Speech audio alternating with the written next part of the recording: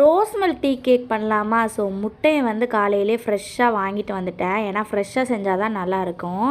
So நமக்கு வந்து rose milk tea கேக்கு, brownie, முட்டை மிட்டாய் ஆர்டர்ஸ்லாம் இருந்துச்சு. ஃபஸ்ட்டு வந்து நான் ரோஸ் மில்க் கேக்கே பண்ண ஆரம்பிச்சிட்டேன்.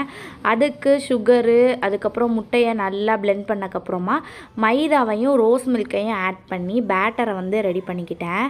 நீங்கள் ஃப்ரெஷ்ஷாக வாங்கி சாப்பிடணும்னு நினச்சிங்கன்னா ஸ்க்ரீனில் தெரிகிற இந்த வாட்ஸ்அப் நம்பருக்கு வாட்ஸ்அப் பண்ணுங்கள். நீங்கள் வாட்ஸ்அப் பண்ணாலே போதும், எல்லா டீட்டெயிலும் நாங்களே உங்களுக்கு ஷேர் பண்ணுவோம். ஸோ அதுக்கப்புறமா பேட்டரை ரெடி பண்ணிவிட்டு போர் பண்ணி அவனில் 180 டிகிரியில் 25 மினிட்ஸ் பேக் பண்ணி எடுத்தோன்னா சூப்பரான ரோஸ் மில்க் கேக் வந்து ரெடி ஆயிரும். இப்போ தான் நம்ம பேஜை பார்க்குறீங்க அப்படின்னா மறக்காமல் ஒரு ஃபாலோ பண்ணிக்கோங்க. நிறையா ரெசிபீஸ் வந்து ஷேர் பண்ணலான் இருக்கேன். ஸோ பேட்டரை எல்லாமே வந்து ஊற்றிட்டேன். பர்ஃபெக்டாக ரெடி ஆயிடுச்சு. பாருங்கள், கேக் அவ்வளோ சூப்பராக வந்துருந்துச்சு. பீசஸ் போடவுமே அவ்வளோ அழகாக இருந்துச்சு. நீங்களும் ஆர்டர் பண்ணால் மறக்காமல் ஸ்க்ரீனில் தர இந்த வாட்ஸ்அப் நம்பருக்கு வாட்ஸ்அப் பண்ணுங்கள். தேங்க்யூ, பாய்.